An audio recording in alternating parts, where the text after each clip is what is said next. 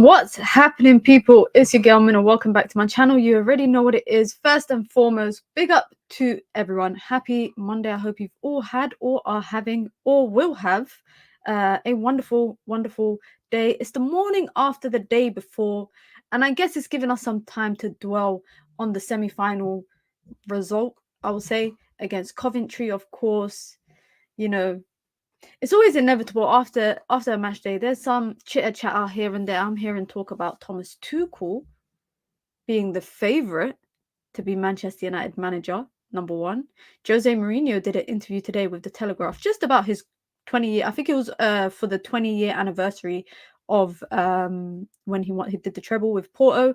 And he talks about Manchester United and some things. I can't lie. It's funny how he's talking about his time at United how many years ago, 6-7 years ago, however long that was ago.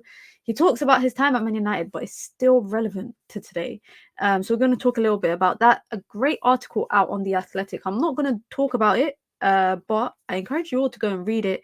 An insider all access pass to Manchester United's academy. Really great piece by Andy Mitten. I recommend you lot go and check that out. And in recent news, and I'm talking in the last 30 minutes, West Ham are making a move for Ruben Amorim, the same person, the same manager that I've seen Liverpool fans making it out like it's a done deal.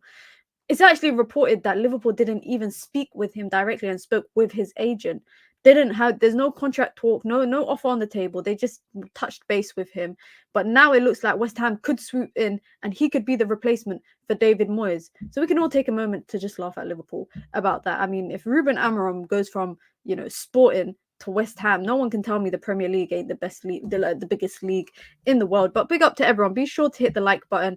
Be sure to subscribe. As always, before we get into all the chitter chatter and all of that kind of stuff, I want to know how your day's been. My day's been all right. I finally figured out that I could actually dim the lights in my studio. So now my face ain't always bright anymore. My stream is not overly bright. In the middle of ordering some new lights, so we're going to change the setup a little bit. So everything's going to be looking nice. Everything's going to be looking good. Big up to everyone. As always, listen, let's start. I'm going straight into it because as always I'm coming with receipts for the stuff that I really want to show you guys. And I saw this today and I thought this is interesting because I did actually touch on it. Excuse me, I did touch on it yesterday very, very briefly. I touched on it. It wasn't in too much detail, but I did touch on it very, very briefly. And this has been this season. This is just this season alone and the rate at which Manchester United are conceding goals. Now, yesterday, Manchester United conceded 2 in about 8 minutes, 3 in 20 minutes. But, the 2 in 8 minutes, I think, reflects more of what the issue is right now. Now, the biggest discourse that I've been seeing even today, every podcast I've been listening to, every videos I've been watching, because that's what I do on after match day weekend. That's what I consume. That's the media that I consume, and everything seems to be pointing in the direction of players, and that's the argument to be had. It's the manager made subs, brought on experienced players. It's their fault for throwing away the lead. Blah blah blah blah blah blah blah. Now, this is no coincidence, can I say? Figures or numbers like this is not a coincidence, and you cannot tell me that it's solely on the players. Now, I'm under the impression that both are true at the same time. There's an issue. Big issue with the players, and there is an issue with the manager. People, I think, look away from the issues that is presented because of Eric Ten Hag, because the easiest argument would be, oh, but the players, the mentality, blah blah blah. And I'm going to come to it because Jose Mourinho touches on the fact that there's still players here that he didn't even want at the club. And before anyone says it's Marcus Rashford, please remember, Jose Mourinho actually spoke positively. I think it was his first big gig after he left Manchester United when he was on when he was on Sky Sports, sorry. And he spoke about Marcus Rashford, basically saying like Marcus Rashford was my guy, that was my player. But I think he's alluding to the Lindelofs, maybe the Luke Shaws, maybe.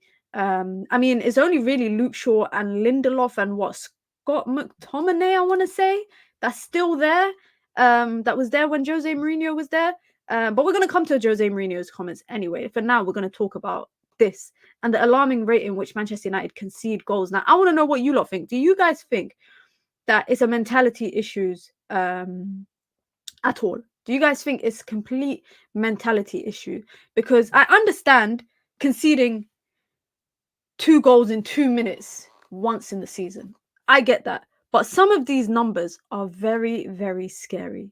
Now we're gonna just thinking about it, it just gives shivers. It's just it gives me PTSD just thinking about it. 2 in 4 minutes versus Copenhagen. 2 in 4 minutes versus Bayern Munich. 2 in 2 minutes versus Liverpool. 2 in 2 minutes versus Chelsea. 2 in 5 minutes versus Wolves. 2 in 5 minutes versus Villa. 2 in 5 minutes versus Bournemouth. 2 in 8 minutes versus Newcastle. 2 in 10 minutes versus Newport County. And then 3 in 20 minutes against Coventry, or you could say 2 in 8 minutes against Coventry. This is worrying. This is worrying. And when I think back to these games, and I'm pretty sure some of you guys could even share the same sentiment with me, is when I think back to some of these games, Wolves, for example, I remember us leading and we were trying to keep possession, and that bozo Anthony with his brain dead mentality, no disrespect to people who are brain dead, it's actually an insult for me to compare them to Anthony. He cut into the midfield and was trying to dribble. Literally, this was the goal that led to the equalizer. So forget even the first goal, but the second goal, it led to the equalizer. He single-handedly gave them the ball on a plate. And I think about other scenarios this season that United have conceded drastically, whether it's winners. Sometimes some of these goals, some of them are comebacks and some of them are winners. Yeah, some of the goals that we've conceded. I've seen United pushing yesterday, for example, to get another goal. You're free to up, just keep the ball. And this is why I say I sympathize with Erik Ten Hag, because sometimes I see him on the touchline telling them, calm down, calm down, calm down. Just the last game, I think it was against I think it was against Bournemouth last game. Onana's telling everyone, calm down, let's play out from the back. Bruno's telling him kick it long. Ten Hag is having a go at Bruno. Bruno's having a go at Onana. There is clearly some, loss of communication. Something's getting lost in translation between the instructions and the initiative. And I think that's the two key words that I take away from this season: instructions versus initiative. Sometimes I feel like these players make their own decisions. That's not instructions. But then sometimes I think the instructions are a part to play in the issue. So for example, you lot already know my biggest issue with the way that United play under Erik Ten Hag is this persistent pressing, leaving so much gaps of space, the lack of care for the ball. Yeah, you can't tell me that's initiative. That is instruction. That is clear. Erik Ten Hag has emphasized time and time again the type of football that he would like to play, and the type of football he would like to play is what's the term that we always hear? High turnover, press, all of that sort of stuff. What is that? What does that lead to? That leads to a vacated midfield. I've had that issue since the first game of the season. That's been my issue. But then I look at the players and I think, well, some of these players are dumb as hell. Like, we could talk about... Roy Keane put it very, very good. He put it in a way that I couldn't possibly put it. Some of these players are becoming unlikable. Like, I'm starting to... I'm starting to dislike some of these players because of the season.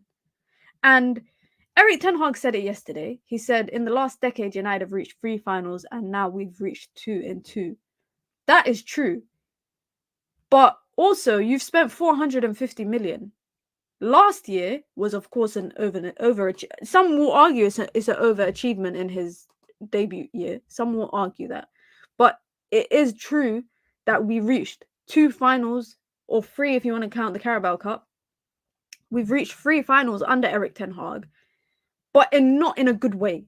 Not in a good way. Can I say, in particular this season? I don't know. Maybe it's the run that we've had. Maybe it's the run that we've had on the FA Cup that has led us to the final. Because who did we have? We had Wigan, we had Newport, we had Nottingham Forest, we had Liverpool, probably the most difficult game out of all of them, and then we had Coventry. Yeah, 3 out of those teams 3 of the 5 teams that we played are outside of the Prem. One of them fighting relegation in the Prem, and we just about won that. Can I just remind you lot? A Casemiro winner had to win us that game 1-0. Liverpool probably was the most exciting game, but this issue of conceding goals at the rate at the rate that we do, especially in games, this is clearly not a recent. This has been an issue persistently throughout the season. You can't tell me that against Copenhagen is the first time that Erik Ten Hag might have realized his players can't play the way that he wants to play. Or you can't tell me against I don't know, Villa. You can't tell me against Villa that Erik Ten Hag noticed that, oh, maybe these players have a weak mentality. This is not something that has just popped up towards the end of the season, or a problem that just has appeared in February. Because back in December, people were telling me we were making top 4. Till today, there's people saying that United are still making top 4, by the way. There's still people saying that United are making top 4. But that's neither here or there. I don't want to get into that. That's a whole different type of ball game. But this issue, and one thing I can say, I sympathize with Erik Ten Hag, because I do sympathize with him about some of the issues at United this year, is the injury problems. United have had 60 plus different injuries this year, 20 something different backline options, entered a semi-final where they're playing with only one fit centre-back. We're playing a right back at left back who I've been saying for the longest. I've been saying this for the longest, yeah? I've been saying this for the longest. Aaron Wan-Bissaka, 1v1, best defender in the world, but his defensive awareness and positioning is poor. It's poor. I could find receipts of me saying this last year, the year before. I've been saying this, and it's starting to show a lot more, especially when I feel like he's playing out of. I feel like when you're used to playing on the right, I feel like the angles and everything, you're used to it, and then when you play on the left, it's kind of flipped. I feel like he's not used to playing at left back, but then the manager persistently continues with playing him at left back. And then I watch whoever plays as a left winger, whether it's Marcus Rashford, whether it's Anthony, whether it's Garnacho, whoever it is, yeah, they look lost. I'm not saying they always need a fullback to support them, but you saw the difference that Garnacho had having Diogo Dalot overlapping. Wan-Bissaka is, when he inverts, I'm like, bro, what are you doing? What are you doing? What are you doing? And I do not argue the fact that Aaron Wan-Bissaka is a great defender. 1v1, I think he's when he had. I watched a video today that summarized it very easily, where someone was saying, "Oh, Aaron Wan-Bissaka, when he's got a target that he has to focus on, 1v1, phenomenal. But when he has to decide where he needs to go, where his positioning needs to be, poor." And he had this issue at right back. Yeah, he had this issue at right back, but I always felt like maybe Rafael Varane might have covered it a little bit. We have conceded from times where Aaron Wan-Bissaka gets dunked on at the far post, and this is not me unjustly going in on him, because that penalty yesterday, I feel like the officiating against Manchester United is just the rules are always, the lines are blurred. You don't know what's going to be a penalty against United, what won't be a penalty, because that was a penalty, but Chelsea didn't get a penalty the day before, which was more blatant for me. And so it's not me going in on Wan-Bissaka, but I'm understanding now why Manchester United brought back Dalot from his loan spell. And you know what? This is maybe one of the things that maybe Jose was right about. He always said that Jose said when he brought Dalot, he said that he's going to be the best fullback. Now, Dalot has his shortcomings as well. Dalot definitely has some shortcomings, and I feel like Dalot's flaws has been a lot more evident. I don't know if you lot are realizing it, but since the Brentford game, he's stunk. Yesterday, he had a better game, but Chelsea, he was not that good. Brentford, he was not that good. He's not been the Dalot that we've all been talking about player of the season. But of course, for me, anyone that wins player of the season this year is kind of null and void, because, everybody's crap. We might as well give player of the season to flipping, I don't know, we might as well give it to one of the assistant coaches, or Tom Huddleston, or whatever his name is, because it's null and void whoever wins team of player of the year this year. But Diogo Dalot, for me, yesterday, it was interesting because I felt like he was defensively, and again, maybe I'm making excuses, and I'm really trying to find the silver lining in the cloud with everything, yeah? Maybe Diogo Dalot playing alongside another different centre-back, maybe that's what he's struggling. Maybe that's why he is, because when he's been playing with a regular centre-back next to him, and when I say regular, I don't mean the same centre-back every year, but, a Maguire, normally it's Varane next to him, or it's who? Lindelof next to him? When there's rotation, normally it's between them two. So when he's been playing with them, he's been better. Casemiro for me, centre back. I saw people saying we should keep Casemiro for another year as centre back. Wallahi, you guys have lost your mind. You guys have lost your mind, and you have no one to tell you. You have lost your mind and you have no one to tell you, and I'm here to tell you that, because there is no way you have watched Casemiro for 120 minutes against Coventry and you thought, you know what, let's keep him for another year and play him, have him as a backup centre back, because clearly he's done as a DM. I agree with that second part. Clearly he is done as a DM at a high level, because when he plays in the midfield, he's just chasing shadows 99% of the game. And when he's playing at centre back, like I said yesterday, the whole game's in front of him. He doesn't need to focus on what's behind him or what might run in behind him. He just needs to focus on what's in front of him. So of course he's gonna do better. He looked a bit trigger happy, flying into slide tackles. He literally looked a bit happy. Please, Mina, what did he do wrong? He didn't do anything wrong. But I'm saying that we shouldn't over glamorize his performance yesterday and say that we should keep him for another year. That is my argument. There is no issue with saying, you know what, this person played good, but they still need to be moved on. There's no issue with kind of accepting that. We're going to get onto the Rashford part. Bruno, I don't really have much to say. I don't have nothing to say that I haven't said about Bruno this year. One thing I will applaud him for, and I think it's the picture in the thumbnail, Anthony, yeah? And Anthony, he's classless. He's got no class. And the reason why I say he has no class is if this was any other team and any other type, if this was the Liverpool game, if we played Liverpool in the semi-final and we won with an extra time winner, like Amad Diallo scoring the winner, go and cup your ears at everyone, I don't care. But the fact that we were 3-0 up, you are part of the reason why they came back to 3-3. And you didn't even get to step up and take a penalty. Did he take a penalty? It was Casemiro took a penalty. I need to remember exactly. Before I go in on this guy, I need to remember exactly, because I don't recall him taking a penalty. I don't recall him taking a penalty, and that says a lot. Your manager don't trust you. Your manager does not trust you to step up and take a penalty. So who was it that took penalties? I remember, obviously, Hojlund took a penalty. Bruno took a penalty. I remember Casemiro missed his penalty. Anthony didn't take a penalty. He did not take a penalty. I'm just trying to, I can't see it. Dallo took a penalty. There you go. So he didn't. And Ericsson. Let me get... In that case, how dare you stand there? And some people are saying it's not that deep. Yeah? For me, it's like, read the room. You've just scraped past Coventry. You've just scraped past Coventry. Your manager didn't even trust you to step up and take a penalty. Yeah? Clearly, he trusted Hojlund over you. Yeah? He trusted Hojlund over you. The guy that couldn't even finish a chance in the flipping 6-yard box. Yeah? He trusted a right back who has phenomenal, by the way, finishing. So Dallo, for me, I'll pick Dallo over Anthony any day. He picked a guy, Ericsson, who's like 57 years old. Ericsson is like 57 years old. He picked Ericsson. I'm just saying, Anthony, read the room. And people are saying, oh, but had you right, he went and cupped his ear at the fans. If you come back from 3-0 to 3-3 against one of the most iconic clubs in football, then you absolutely would celebrate like that. But it's the fact that you look at the difference in class. Casemiro, was really upset. Clearly from taking his penalty. He didn't watch the penalty shootouts. I don't know if you lot saw. He had his back to the penalty the whole time.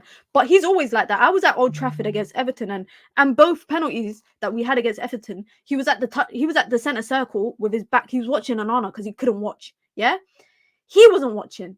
Dallo wasn't watching. Bruno wasn't watching. Maguire, Hojlund scores the penalty. Maguire goes like this. Ericsson runs to go celebrate with his fellow Dane, because Hojlund, young kid, 20 years old, just scored the winning penalty to send United to a final. Okay, cool. Ericsson runs.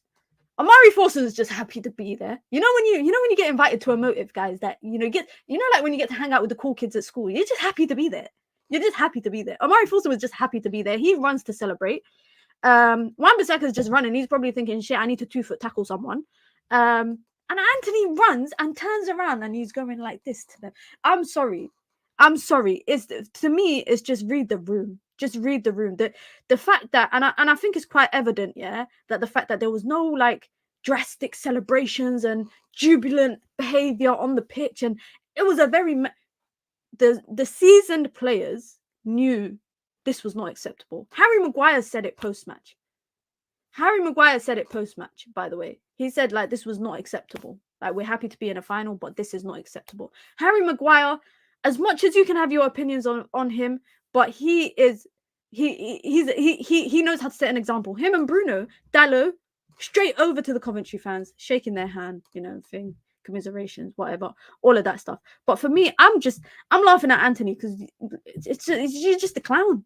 You're just a clown. And that's the point that United are at, by the way, guys. This is the point that we are at. That we are picking at what the players we are picking at what the players do because we are so embarrassed.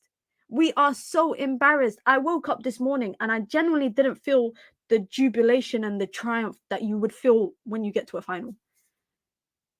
I didn't feel that. I was dreading. The only thing I looked forward to watching it, and shout out to Flex, because if you lot didn't watch it, yeah, go back later today and go watch it. The intro to DR Sports' roundup had me crying of laughter. Flex is just as shameless as me. I would have done the same thing. I was cracking up so much. If I wouldn't get done for copyright, I would watch it with you lot right now and do a little watch along. But go and watch it. I would do the same thing as well if I was Flex. Let me see what some of the comments are saying. Big up to everyone. Be sure to hit the like button.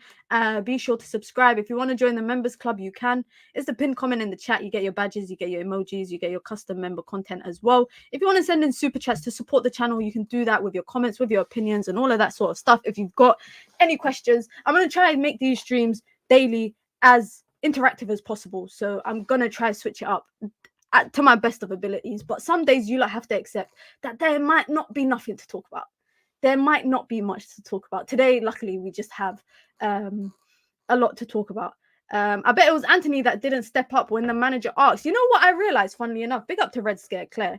What I realized, funnily enough, is if you lot watched Ollie's interview with The Overlap, he was talking about how his last game, when he knew it was kind of over, players asked to come off. And it was Rashford and McTominay that came off. Now, I'm no conspiracist, but they both came off yesterday as well. And you lot might not actually like what I have to say. You lot actually might not. Let me go through the comments first. We're going to go through Jose Mourinho's comments as well with the Telegraph. He had a lot to say about United. But I think we have a lot to talk about with Rashford. Did you see the way the Coventry player was looking at Anthony? His look said, see you in the championship soon, clan. Can I say they're fullbacks? They were playing a back five. I think it was with two wingbacks, Van Dijk or something like that, and De Silva. They were literally batting Man United up.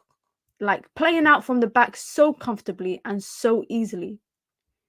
Hojlund also needed to read the room. He missed a golden chance to put us through without needing pens. We're going to talk about Hojlund as well. I got a bit to talk about as well with Rasmus Hojlund. At least Onana stepped up and saved the pen. You know what I said, yeah, guys, when the penalty shootout started, I was doing what I do. I was talking to God, and I said, Ya Allah, you have freed us from the shackles of David De Gea that did not know how to save penalties. Please show me that we made the right choice in signing Andre Onana.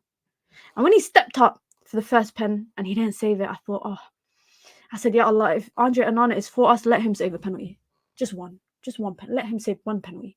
I said, I haven't seen David De Gea save a penalty in a shootout for a long time. Please, this is the first one. This is Andre Onana's first one. Just let him save one penalty. And my prayers got answered, guys, because he saved the penalty. And I went ballistic. I celebrated his penalty as if it was a goal. You know why? Because I haven't seen a goalkeeper save a penalty in a penalty shootout for the longest time ever. I had to watch a penalty shootout last year. Was it same stage? They missed penalties. They skied it. And that's why we went through. I thought back to Copenhagen game.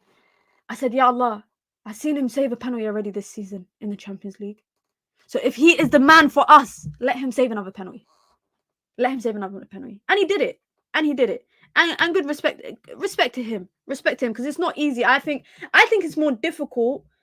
Do you think it's more difficult to be a goalkeeper in a penalty shootout or take a penalty? Because taking a penalty, you're just stepping up once. Goalkeeper, you're stepping up 5 times, maybe 6, maybe 7, maybe 8, depending on how long the penalty shootouts go on for. So I was happy for him, and he made one big save yesterday that I think equally kept United in the game. But then we can have the whole argument of we should have never been in that position in the first place.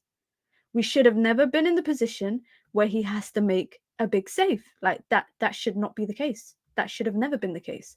He had some good comments to say after the game as well. So of course, I'm happy for him. Listen, I'm happy for him, and I want him to do good. Love from Sudan. Big up to all my people from Sudan, man. I love Sudan. I love Sudanese people. You guys got a special place in my heart. How's this bold Shaitan still here? He's gonna be the manager, I think, for the season. There's not long left of the season, guys. We've got one cup final and 5? I think there's 5 games left. Is there 5 or 6 games left in the Prem? I think it's 5 games, starting from Sheffield this weekend, or this midweek on Wednesday. We play Sheffield, and we got a game. Yeah, so there's about 5 games, 6 games left in total. I don't think he's going anywhere, guys. I do not think he is going to go anywhere. I didn't celebrate anything yesterday. I felt guilty from the potential shameless behavior. You know what I kept saying the whole time, and I'm sure you lot share a similar sentiment to me. I just kept saying this can't be real. That's all I can find myself saying is this cannot be real. You cannot write this. That's all I kept saying to myself. I actually tweeted it saying you can't write this, but you can write it because it's happened so many times during the season. And you know what? Sometimes I feel like I should just shut my mouth because I talk too much. You guys know I talk too much. And I said before the game, I tweeted saying a part of me thinks it's going to be a comfortable performance, but we will probably end up just nicking it again. And that's what happened. That's what happened, unfortunately. I like their fullbacks too. There are players in the Championship who can play Premier League easily. 100%. You don't need to, I think. I don't think you have to be like Prem proven to play for a Prem team. You can definitely make that jump from Championship to Premier League. Why is Jose opening his mouth again? Like, go away. It wasn't specifically about United. It was a piece, I think, for the 20-year anniversary of the Porto treble that he did. And he just talks, he's asked questions about Man United. And there's a funny thing he said about winning the Europa League against Ajax. I'm going to come to it, of course, but I feel like I cannot shy away. I can't shy away from this guy. And I'm so patient with him. And I want him to do well, guys. I really, really want him to do well. And I'm really rooting for him, and I want him to do well at United, but United have put too much burden on his shoulders. They brought a 20-year-old, and I said this at the beginning of the season. I said it would probably play out like this. They brought a 20-year-old for a big price tag. Didn't have that many. He didn't have double-digit league goals at the time. Brought him to United.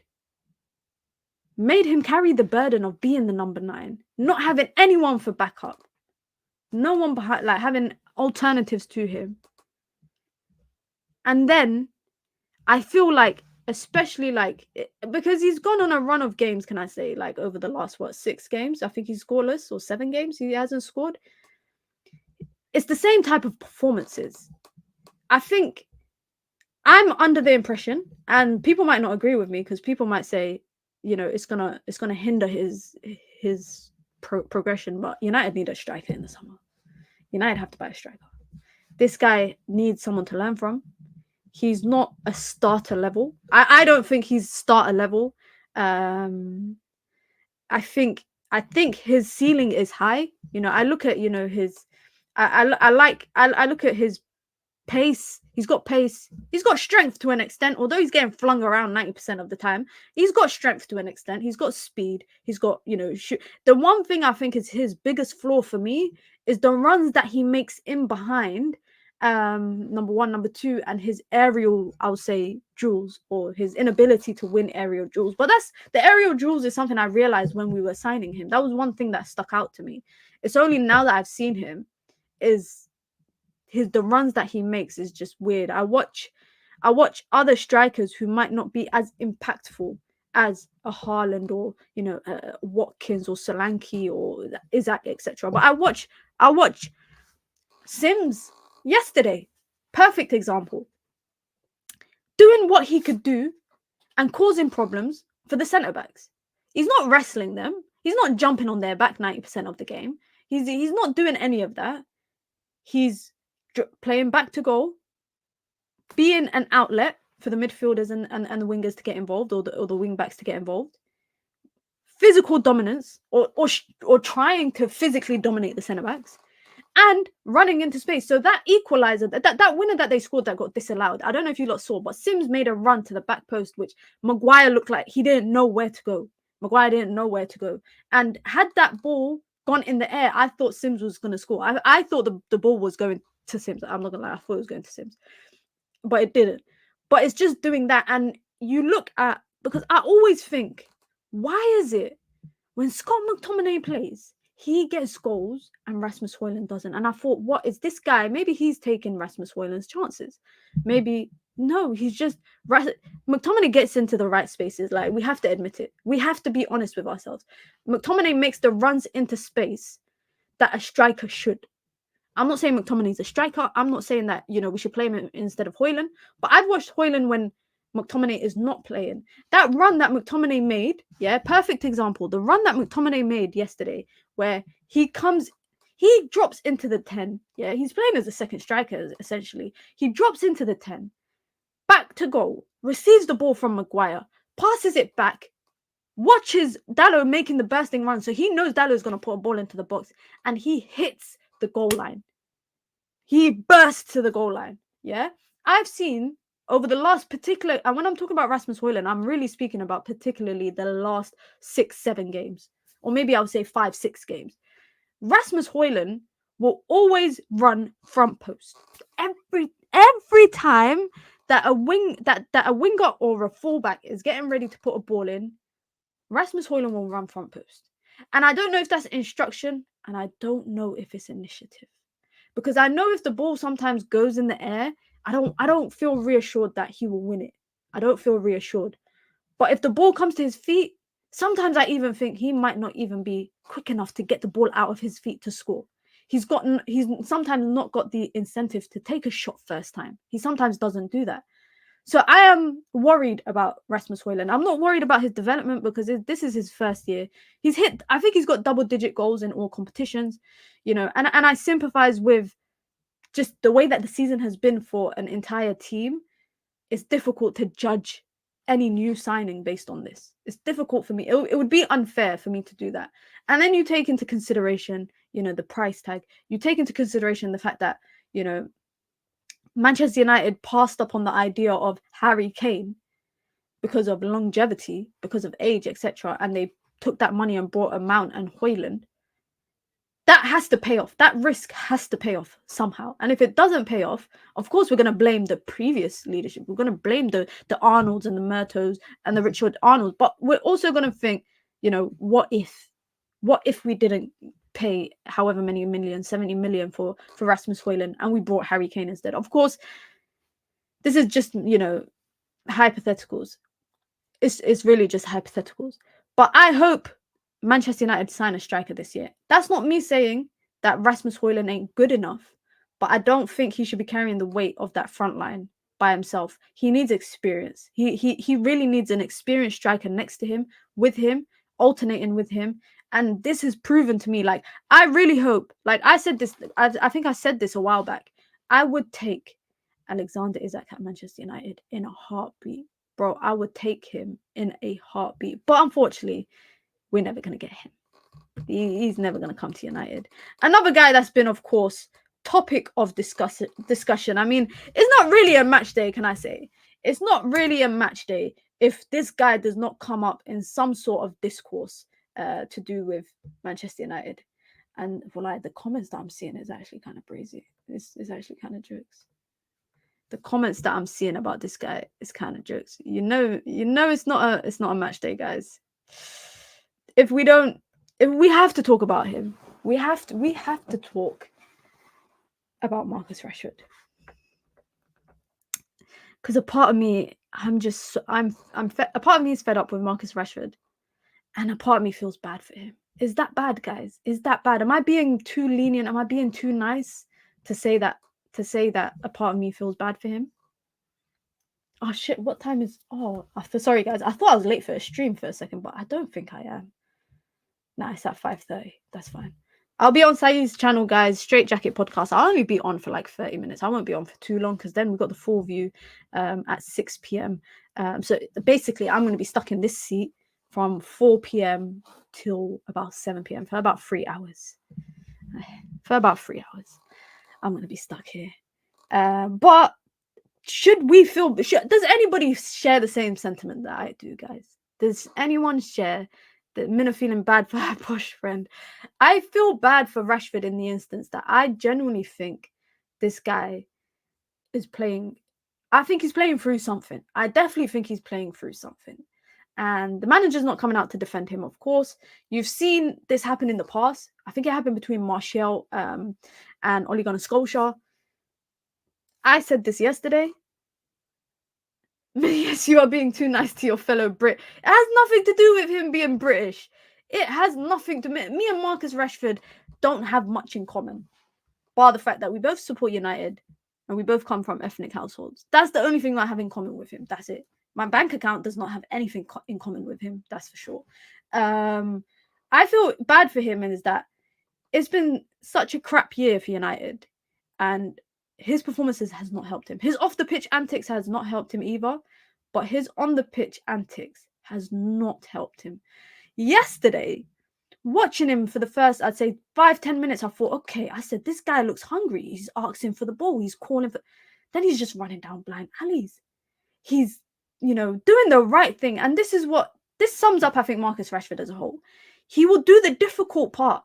It's the easy part that he F's up at every time. He will do the difficult part to get past the player, get past the man. Then the easy pass that he plays or should play, he can't do. He cannot do it. And he's got what, a 5-year deal? I think it's 4 or 5 years. 4 or 5 years. I think for the sake of his future, because he's 27 soon, he's not got much years left at the top level.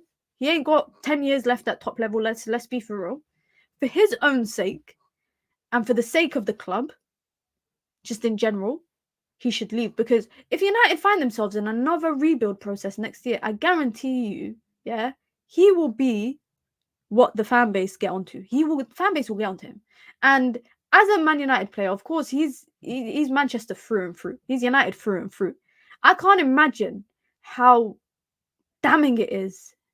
I can't imagine how damning it is that he got booed off at Wembley in a semi-final by your own match day fans. This ain't the internet fans. This ain't the fans that are 8,000, 10,000 miles away. These are the fans that watch you game in, game out. And at a level of a semi-final cup game, they booed you at Wembley coming off. I remember watching Pogba get booed against Norwich, at Old Trafford. That hurt me a little bit, guys. I'm not gonna lie. I was like, no, don't boo him. I know this man. No, but honestly, I seen Pogba get booed. And a year or two before that, saw him getting hounded by players, by fans, sorry. At the end of the season, fans telling him, leave, you effing your shit, blah, blah, blah, blah, blah, get out of the club. And that was someone who the media I feel like the media treatment of Rashford and Pogba has been similar. I think it's been similar. Jose Mourinho spoke about Pogba as well, and we're going to get to that as well. But there is no doubt in my mind that Rashford is a good player. I think he is still, though, raw in his qualities. And when I say raw in his qualities, I feel like the raw qualities that Marcus Rashford has now is the same raw qualities that Marcus Rashford had when he first came onto the scene. And that is so sad that it's been a number of years and he has not enhanced the ability that he has. Let's be honest. Marcus Rashford, there's traits that he has that makes him a good player. But those traits have not been developed. And that, on top of everything else, I'm thinking, okay, maybe mentality-wise, he ain't developed. Everything is, woe is me. I mean, coming out to do a media interview about a month and a bit ago, if Jadon Sancho did that, we would be on him. We would be on him if he did that. But he had people that were justifying that media interview because they were like, oh, look at the silver lining in the cloud, blah, blah, blah, blah, blah. He's Manchester through and through. We've got to get behind him. And what did he say? If you doubt me, then good for you. And if you support him, some nonsense like that. And then a month or two later, he drops this performance. Now, this year has not been an easy season. And that's why I say I 100% sympathize with people about aspects of the season that has not been good. But I don't think it's an excuse to have this poor of a season. I think this might have been in terms of his senior level, because Marcus Rashford is one of the senior players in the team. You look at the Bruno, everyone talks about Bruno, we talk about Maguire, but Marcus Rashford is up there with one of the senior players of the team. And for a team that I think they fondly kind of represent the idea of the academy to first team pathway, and he is the face of that in recent years, in the last decade or so. This is not an example that you should want to set to the academy players. That's just my opinion. Let me see what the chat is saying. This guy has been at the club for over 8 years. One of the players that has rotted with the club. He needs to leave. Let him go. Flush out the club. I think he just needs to go. I think he needs to go. Mina, can I ask you a question? If Erik Ten Hag was Arsenal manager and Bruno was their captain, would you be calling for their sack and sell? I've never once said that Erik Ten Hag needs to be sacked. Can I say that? I've never said, but I have said that he's not good enough to be the manager and he shouldn't be the manager at the end of the season. That's not me saying he needs to be sacked right now. I think there's a difference, firstly. Secondly, if Erik Ten Hag was Arsenal manager and Bruno, I wouldn't care because I'm not an Arsenal fan. I wouldn't care. If Arsenal are doing crap and Erik Ten Hag is the manager, I would say keep Ten Hag because I'm not an Arsenal fan. Big up to Steffi in the chat, says he's a good player. Okay, not great. Big up to Julian in the chat, says it's been years now finding excuses for Rashford. He's going to be a senior for almost a decade soon, and he still looks like he just came through the ranks at time. There is no fight in him. He ain't got the dog. I don't think he's got the dog in him. Contract expires 2028, so that's still a good, 4 years? Yeah, that's still a... Let me clarify, because I don't want people to be like, oh, there's the whole toxic notion of people like, oh, you're part of the toxic people that are calling for the sack. I'm not calling for the sack. I just don't think he's good enough. I do want him I don't want him to get sacked, but I don't want him in the job at the end of the season, going into next season. I hope he resigns. I sat here yesterday and said, if Erik Ten Hag has an atom of pride, if he's got an atom of dignity, he will step down, because he should see that either the job is too big for him or he cannot do what he wants to execute at this club. And I'm going to come, this will actually lead me to actually my next point. Oh my God, I accidentally zoomed in on my browser, guys, and I can't see anything now. Okay. I'm calling for his sack. He is crap. I don't think Erik Ten Hag's a crap manager, and I've said this before, but I did say that maybe the job is too big for him. Similar, and you lot got onto me yesterday for comparing him to Unai Emery. I wasn't comparing him to Unai Emery, but I did say that the job for him at Arsenal, he couldn't do it.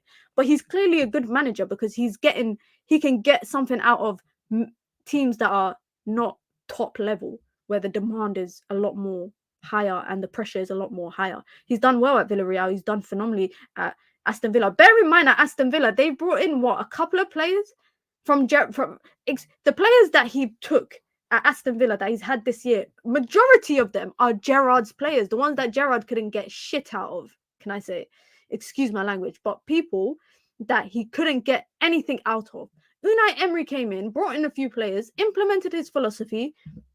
Bish bash bosh. Bob's your uncle. He got a job done, or he's getting a job done. Of course, it's a roller coaster of a season for them where they have bad performance. They kind of fluctuate. Throughout things, but they're still in the Europa League. They are still in the Europa League, and that's what I was alluding to yesterday with Erik Ten Hag. Maybe a manager like Erik Ten Hag is not cut for the big teams. The pressure's too much. The philosophy he's trying to implement, people are not patient to wait for it. Maybe, and that's what I'm saying. I'm not saying him and Unai Emery are the same, but I think he could go to a, like, if he was manager at Brighton, I think everyone would be like literally like fainting over him. Everyone would be fainting over him. I feel like Eric Ten Hag is a good coach, and I will stick by that. I think he's a good coach and a good manager, but his philosophy and the style that he wants to implement is not made for a club like Manchester United. And I think he would fail if he went to Liverpool. I think he would fail if he went to City. And people are going to say, oh, but he would have the structure above him, and all he would have to do is manage and coach and basically work with the players that he gets. That is true. But, and this leads me perfectly to my next point, which has been the biggest topic of discussion this season. It has been the biggest topic of discussion, and I'm actually kind of sick of it. If I'm being honest, I'm a little bit sick of it, guys. It's been the biggest topic of discussion. Everybody wants to talk about it. Everybody wants to say this is the reason why, United are crap. Injuries.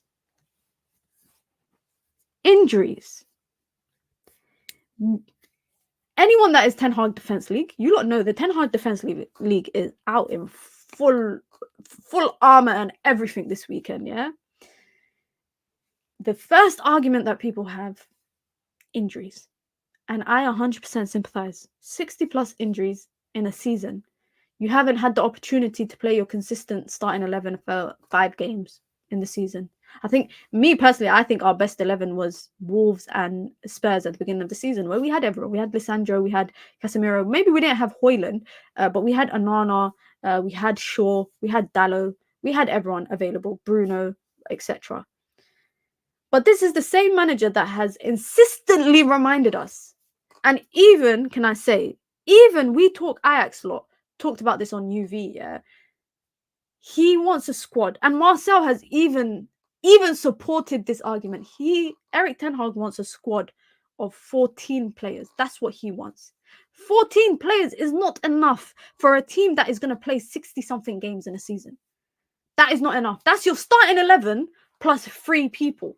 That is not possible. That is not possible. You are going to run your players into the ground. And already when there is clearly an injury crisis at your team, and you can cry about the injuries and woe is me and all of that kind of stuff, but there is something happening in the training ground, the way that the players are training, that are influencing these injuries. Because you can't tell me every player in the team is injury prone.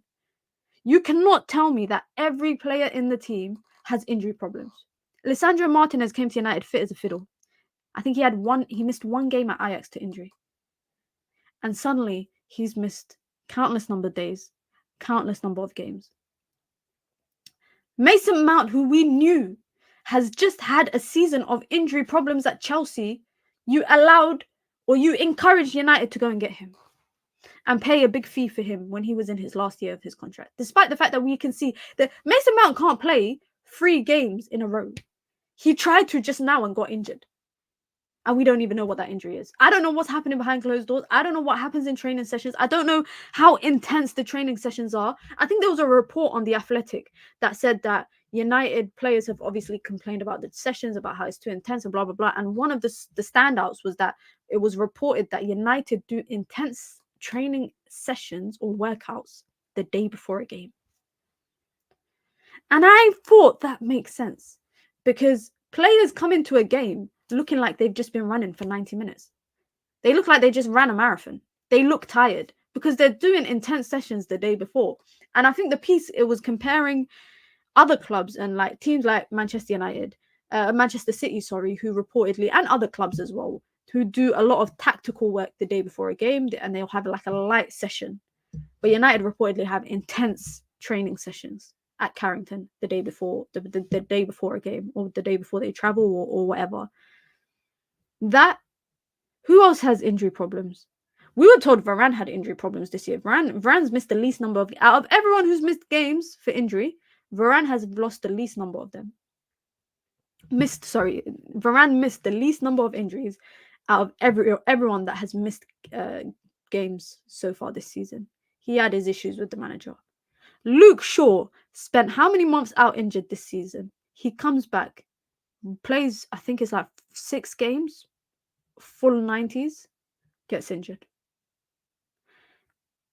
That's negligence. That is actually negligent on your behalf as a coaching staff. I'm not saying this is all on Erik Ten Hag. I'm not saying that because Alhamdulillah. I'm not saying this is all on Erik Ten Hag because it's been alluded and it's actually been reported. Erik Ten Hag confirmed that the medical staff basically say one thing to him and then the reality is completely the opposite of that. So we saw that with Reguilon. The reason why they sent Reguilon back out on loan or back to Spurs was because he was told by the medical staff that Malacia will be back in December. Luke Shaw's injury wasn't that serious. But if a player comes back off a long run of injuries, why would you play them for 690s in a row? Like, why would you do that? And that's one thing I can't understand.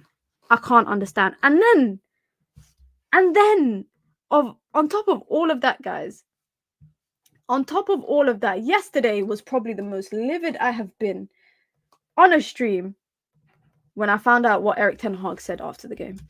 I couldn't believe it. And bro, I still can't believe it till now. I still cannot believe it till now. Bombaclat. Excuse my language. Sorry, I actually shouldn't say that. I shouldn't say that. The bar is in hell. Let me tell you lot that now. The bar is in hell. After yesterday's win, Erik Ten Hag went on to say it's not an embarrassment.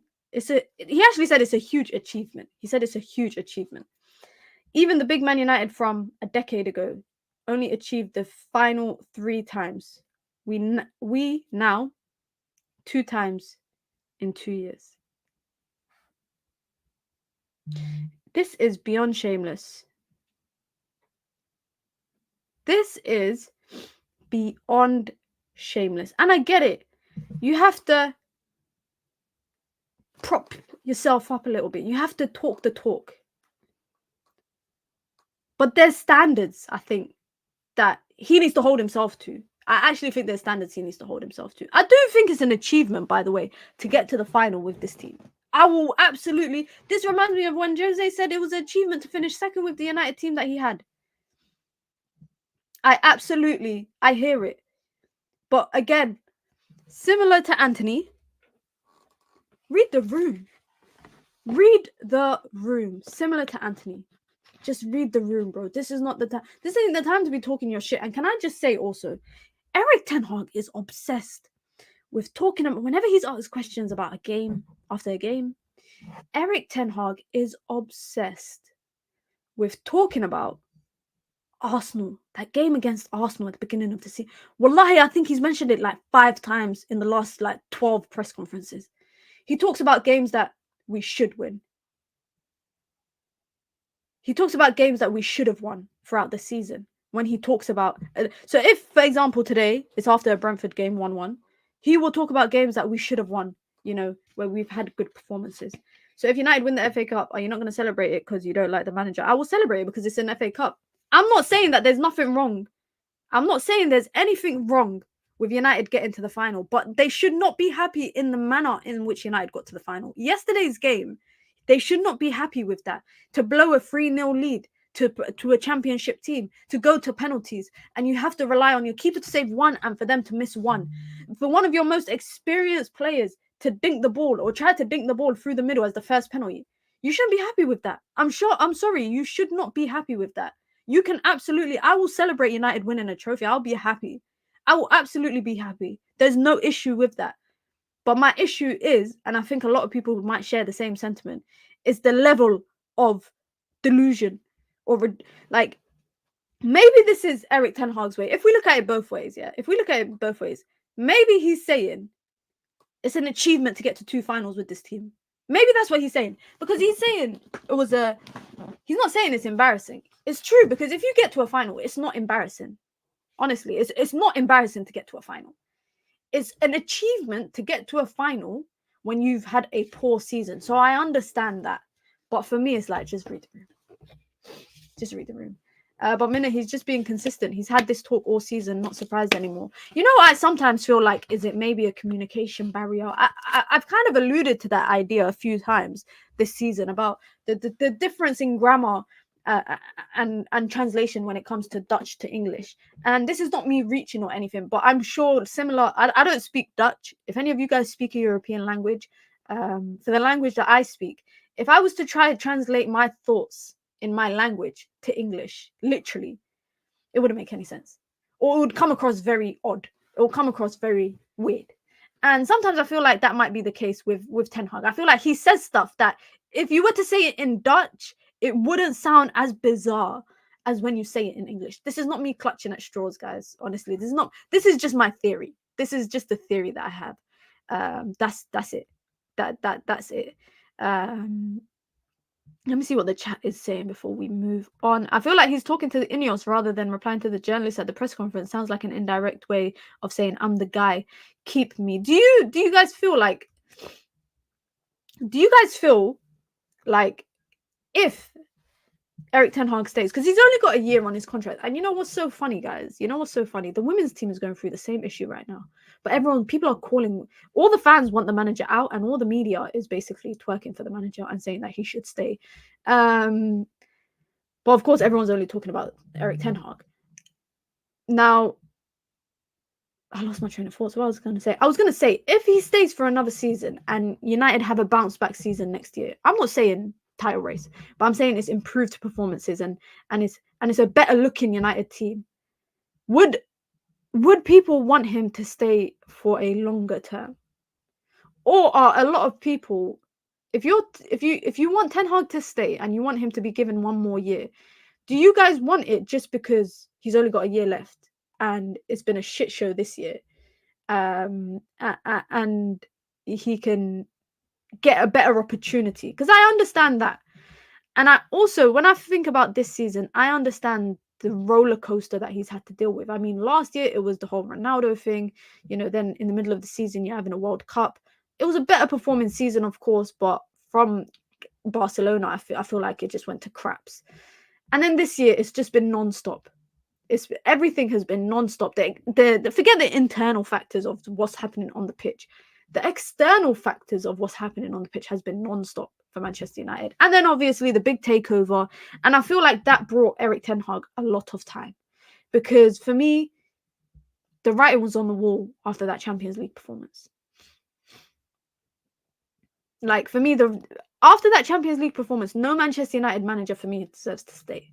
And you guys might say, oh, someone said to me, oh, it was Onana's fault that United got knocked out of the Champions League. It was all on Onana. But whether it's on Onana or not, he's the one that brought him. That Champions League run was so embarrassing. If he managed to survive that, I knew he was going to stay at least for the end of the season, because I don't think Ineos would have come in and shaken everything up immediately. I don't think that was going to happen. But I did think that they would revisit it, and summertime, come on, guys. New ownership, a new sporting director, new CEO, new head of recruitment, but they're going to keep the same manager?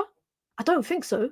I genuinely don't think so. You don't walk into a house and strip the whole house down and you rebuild the walls and you put down new flooring and you paint the house and then you put down some new furniture, but you still got a fatback TV. Do you guys know what a fatback TV is? You know them?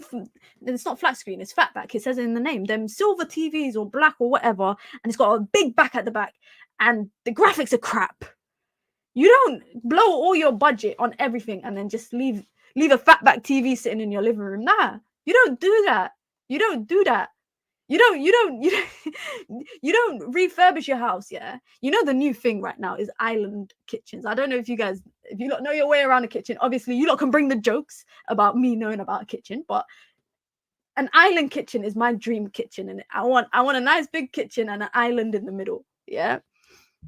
It's like me doing all of that, but I don't buy a cooker. I just keep an air fryer. Imagine not having a cooker, but I got an air fryer. So I'm cooking everything in my air fryer. I'm making lasagna in my air fryer. How the flip you make a lasagna in your air fryer? I mean, apparently you can make everything in an air fryer. So I haven't tried it, but imagine that. Logistically, it don't make sense. Why would Ineos buy a club or buy by involvement in a club, 20-something%.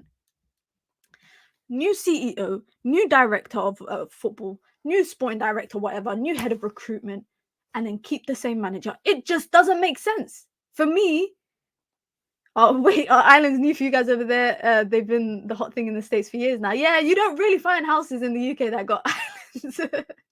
It's very rare to find houses in the UK that got islands. Like, if you got an island in your house in the UK, I know you got money. I know you got money. That's all I have to say, because it's not cheap. It's not cheap. And the layouts in the kitchen in the UK don't really allow, unless you got a really big kitchen. I don't. So I don't have an island, unfortunately, but I would love one. It's honestly, guys, it's actually my dream to have an island in my kitchen. Definitely an island, 100%. Did we concede 30 shots a game consistently under Mourinho or even Oli? Nope. Ten Hag can't fix it, or he doesn't mind the system. I think it's that he doesn't mind the system, because Diogo Dalot was asked about it after a game. I don't know if you lot remember. I think it was after the Brentford game, I want to say, or maybe Chelsea. It was one or the other. He was asked about whether he agreed with the manager about, the whole idea that the number of shots faced is not a problem, and he said he didn't agree with the manager. And I ain't seen Diogo Dalot do a presser since.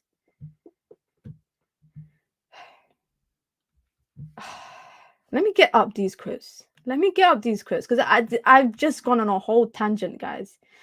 I've gone on a whole. This quote it's just making me laugh so much. Jose is out here just doing Jose stuff, talking as per usual. You guys know what Jose does. You don't know what Jose Mourinho does. He did an interview, as I mentioned. I don't care what Alan Shearer has to say. No disrespect, but this is just opinion. And I think everyone shares this similar sentiment. Jose linked with Liverpool all of a sudden. Jose did an interview with The Telegraph. And he speaks about his time at United, and I swear it's like clockwork, and it's like United have a shit game yesterday, bam, The Telegraph have an interview with Jose Mourinho where he talks about United, and he talks about Ajax, and this is what he had to say. This actually, wallahi, made me laugh. This actually made me laugh so much. He said, I won a Europa League final with long balls from Sergio Romero to Marouane Fellaini. Ajax pressing, but pressing oxygen because the ball was not there. Ball to Fellaini's chest, play from there, 2-0, bring the cup home, 3 titles, disaster of the season. It's just the way that he says it. And I feel like there's one particular line that kind of sticks out to me. And it's similar, it kind of links to the style that Erik Ten Hag wants to play or tries to play through Manchester United, and it's the pressing football. He says here, Ajax pressing, but pressing oxygen because the ball was not there. Simple as that. How many times this year do you guys feel you've seen Man United pressing and they're just pressing nothing? It's pressing for the sake of pressing. That's it. How many times have you guys seen that? Because I've seen it a number of times. And Erik Ten Hag wasn't the manager there, but the idea of the pressing football working against a Premier League team in that capacity back in 2017, it wasn't working then in a cup final. Now, in a cup final, of course, it's different. You just need to get a result. But across a period of a season in Premier League football, it's quite different. He went on to say a few other stuff. And I love these aggregators that post the full quotes, because I did read the article, but it would have been so long for me to get the quotes or for the article. He said, there are still a few players that I didn't want 5 or 6 years ago. They represent a bit of what I consider to be not the best professional profile for a club of a certain size. I mentioned it at the beginning. The players that still kind of remain here from Jose's time, it is Marcus Rashford, it's Martial, it's Scott McTominay, it's Luke Shaw, it's Victor Lindelof. I don't know who he's alluding to. I don't know, but I think Luke Shaw might definitely be one of them, because that was one of the first players he fell out with. Martial, but Martial hasn't played this season, so he's barely played anyway. He has played, but he's barely played. So I can't really get onto Martial as well. Scott McTominay, Victor Lindelof. I think McTominay is his guy. I can't lie. I think McTominay is his guy. So I don't think it's McTominay either. He then went on to speak about his time at Manchester United, and he spoke a bit about Erik Ten Hag as well. He said, in some moments, I felt if Manchester United trusted me and believed in my experiences, things could be different. He spoke about the players, of course, that were still there. And then he says, I think they represent a little bit of what I consider not the best professional profile for a club of a certain dimension. But I did my job there. Time always tells the truth. I would love Manchester United to succeed. And you know what's funny? Is this off the back of Schweinsteiger's interview? No, this is off the back of, it's the 20-year anniversary of Porto's treble. So the Telegraph did a big sit-down interview. I think it's the Telegraph or the Guardian. One of them did a big sit-down interview with him, and he talks about a lot of stuff. It's not just United, but he talks about a lot of stuff. Then, this is interesting, by the way, because this particular part is what I think always comes back to the reality of what Manchester United is. Time always tells the truth. Over the last couple of years, I've seen everything coming up about, you know, things that Jose has said when he was manager still being applicable to United at this time. Remember the whole, see where they play, if they play, how they play, their heritage, 3 for you, 2 for me, respect, all of that kind of stuff, yeah? I think it's quite telling, especially when the same players that, or similar players that he had, he was saying finishing second with them was an achievement, and people were saying that's wild. Years later, people are agreeing with him. So I agree with that statement. With time will always tell the truth. I feel like Jose left at a good time. It was getting toxic, and when the situation is getting toxic, it's best just to part ways. And I feel like, you know, I've had my little Jose back moments this year, but that's delusional from me. I'll be honest, that's delusional from me. I think football has passed the point of Jose's style of football and his style of management. Not to say he's not a good manager, because guy's won Champions Leagues everywhere. He's won Premier League titles, La Ligas, all of that. He's won stuff everywhere. So Jose Mourinho will go down as, you know, one of the best managers. Of course, not, I wouldn't say he's the best, but he's one of the best, and what a great personality. Hilarious guy. He was so funny. Like, I looked forward to press conferences because I knew I was going to laugh about him saying some wild shit or some unusual stuff. But it's true. Time is always going to tell the truth. And I think, you know, with the club, that the way that it's continuing now, it's only a matter of time. Erik Ten Hag might turn around 5 years from now and do a sit-down interview and be like, time will always tell the truth. You know, that might happen. And this is where he kind of rubbed me through. I was just like, bro, what are you on? He spoke about Paul Pogba in the interview. If you remember, you can use the Pogba emoji. He said, the season after France won the World Cup, I think Paul Pogba came back different. The World Cup took him to a dimension where football was not the most important thing to him. And this is what I didn't get about the interview, because when Pogba came back from the World Cup, that was arguably his best season at United. That 18-19 season was probably his best season as a Man United player. That's when he was playing left wing, left-sided midfield of the front three, of the midfield three. He was playing on the left. He was racking up goals, assists, etc. I thought that was one of his better seasons. And I did a video on Paul Pogba when he got his ban, and I spoke about that 18-19 season. So I'm curious to see that, you know, Jose's saying opposite of what I think, and I'm sure other people might agree with me, or maybe you might disagree with me. He went on to talk about Mr. Ed Woodward. He said, my relationship with Ed Woodward was good. Good as in the personal point of view. Even now we send SMS, that's text message if you lot don't know what that is. But from a professional point of view, it was not the best. I am who I am. I am a football man. Ed comes from a different background. And what Erik Ten Hag has in his time at Manchester United, I didn't have. I didn't have that level of support. I didn't have that level of trust. So I left sad because I felt I was in the beginning of the process. Damn. That is quite damning to say, I think, because I think I agree with the part that Erik Ten Hag has, I think, patience. I think he has the patience of the people that make the decisions, but that's also because of the situation United have found themselves in this season, where they've just had a new ownership come in. They are not going to change the manager immediately. So you can't really compare the two situations. I don't think you can compare it. Of course, I think he's maybe alluding to the idea of, you know, the Glazers. He's you know, Ed Woodward, etc. Erik Ten Hag has had different people in that role that Ed Woodward was in. So their experiences are going to be different. It's inevitably going to be the case. But I don't think the situations are that much different in terms of the fact that Jose Mourinho inherited a team with a bit of I'd say a toxic culture with the players in particular.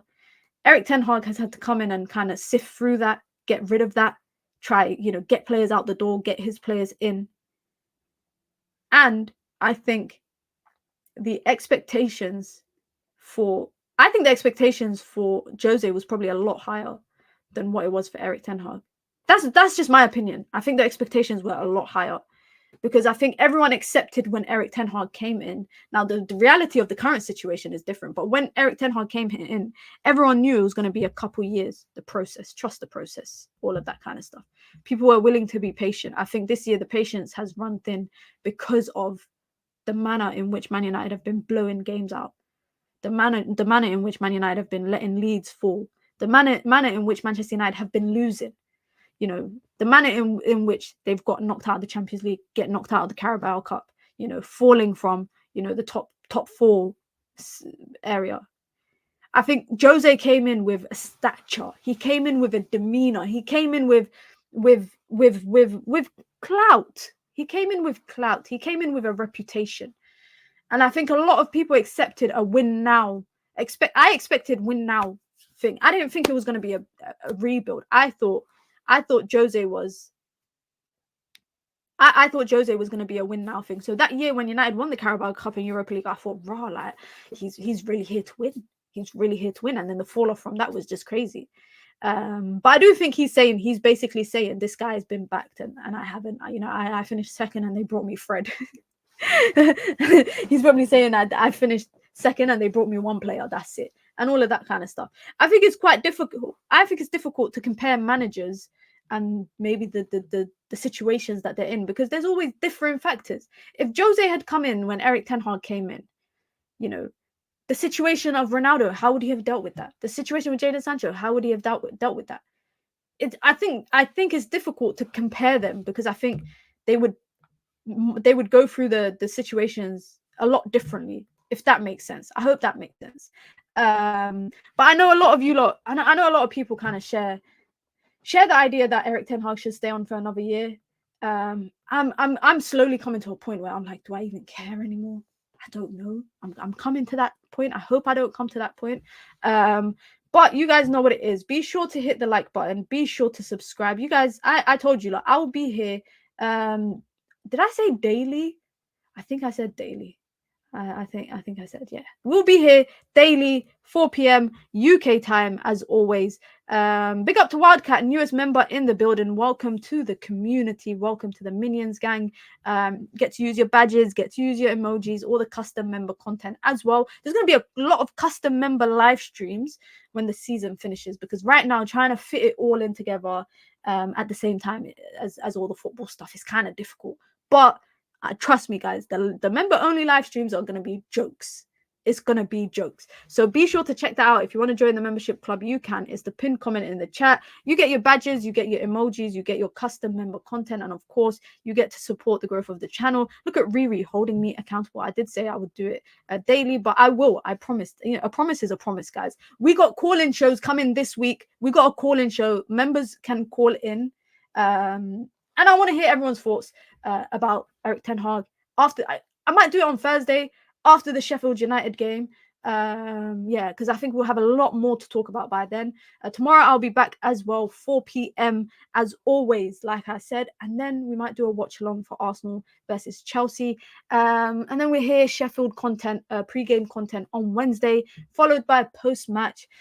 And then just more content and more content and more content and more content. You guys know what it is. As always, I'm going to be sitting at my desk for a hot minute because I'm going to go live in about 15 minutes on Saeed's channel. And then I'll be on the full view in about 45 minutes as well. So I'll be jumping from one stream to another.